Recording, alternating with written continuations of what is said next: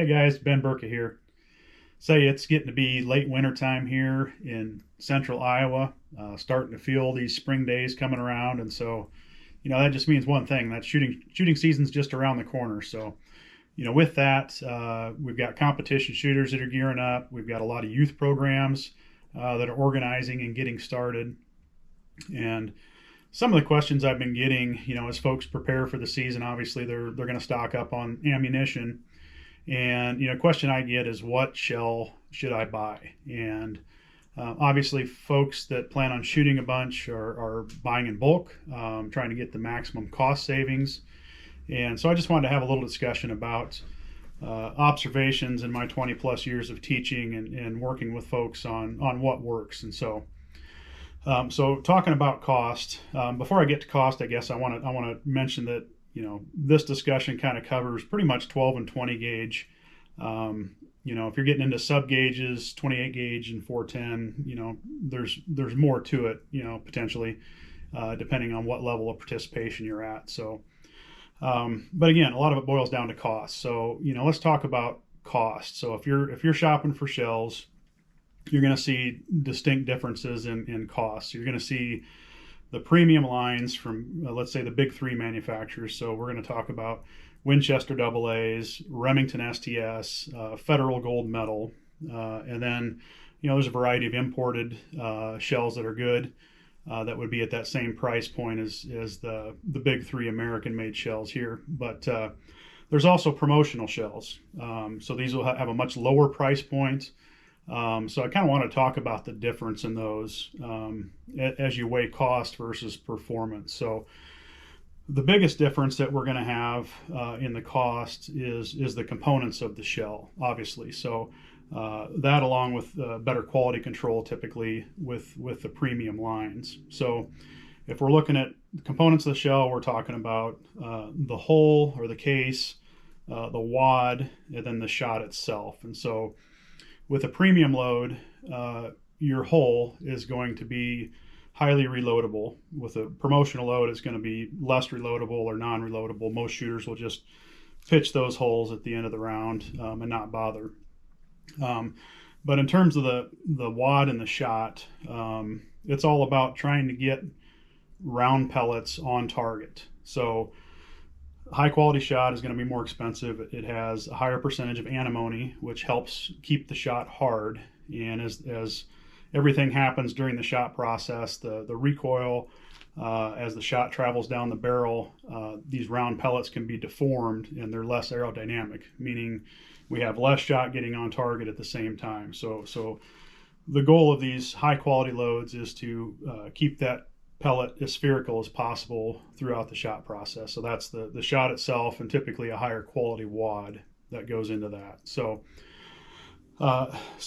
let's kind of talk about the needs. So in my experience, and I think many other professionals would agree, that for the average shooter in the average game, so we're talking 16-yard trap, trap doubles, we're talking skeet in your average sporting clays courses, most of these targets you're going to see are inside of 35 yards. And so if we talk at skeet in a lot of sporting clays courses, we're talking 20 yards or less. So really, there's not much advantage. In fact, some folks would agree that a pellet that deforms and is less spherical is going to be more advantageous in a game like skeet.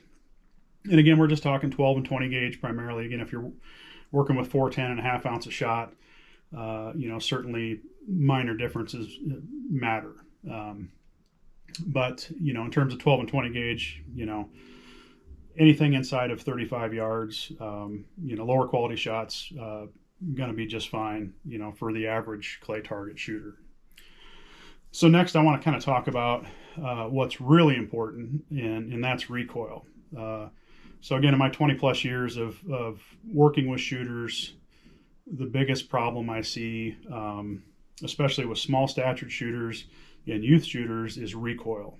And recoil really comes from three things. There's three factors that play in. There's the weight of the gun, there's the speed of the shot, and then there's the weight of the shot charge. So it's the amount of shot in the wad going out the barrel. So we can manipulate those three variables really to lessen the effect of recoil. So two of those factors have to do with ammunition. So I want to talk about kind of what to look for when you're shopping.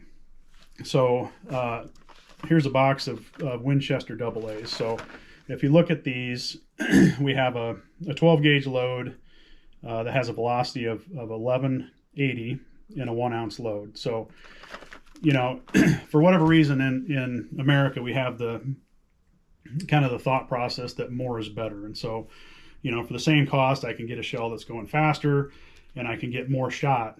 So that should be better, right? Well, in terms of pellets downrange, yes, but the recoil that causes, and again, over a period of 100 targets, a lot of 100 target competitions out there. If you're shooting, singles, doubles, handicap, you may have at least 300 targets a day, or a skeet tournament maybe 400 or 500 targets over a weekend. That recoil really adds up, and it's cumulative and causes fundamental problems like squinting or closing your eyes in anticipation recoil. Overall disconnect with the target because that anticipation impairs you visually to where you don't have that same intense focus. And so, again, in my observation in watching thousands of shots go down range over the years, people miss targets in terms of feet. And so it's not a game of a fraction of an inch or an inch or two where, another 50 or 100 feet per second would make a difference. Typically it's a big miss. And so again, the bigger factor for the average shooter is recoil. So reducing that to the extent possible. So again, we pointed out some of the things to look for on the box. Some other examples here. This would be a more promotional load, 1 ounce 8 shot. This one's going 1150. Here we have a 1 ounce 1170. Again, more of a promotional load. So in 12 gauge, you'll have a good variety to pick from. 20 gauge, you don't have quite the selection typically. So, this would be a typical 20 gauge box going 1200 feet per second. So again, the key thing to look for if you're buying in bulk, you're an average shooter shooting a 12 or 20 gauge, a 1 ounce shot charge going 1200 feet per second or less is going to get you what you need. If you're coaching a youth team, again, gun weight has a big factor in recoil. And so if you have youth who are shooting lightweight 20 gauges like they so often do, your average 20 gauge load that I just showed you here, this is still going to produce a fair amount of recoil in that lightweight 20 gauge. And so, right now they're a little bit harder to find, but if you can find, specialty loads that are low recoil, and they'll be, promoted as low recoil or featherweight a lot of times, it's worth having a couple cases of those around if you're a coach, and you run into a situation where you have a mismatch with your athlete that's got a lightweight gun, standard shells or shells that are recoiling too much, to kind of get you through that until you can find a better solution for that youth shooter. So anyway, just some of my observations. Hope this helps. If you have questions, leave them in the comments, and good luck this season.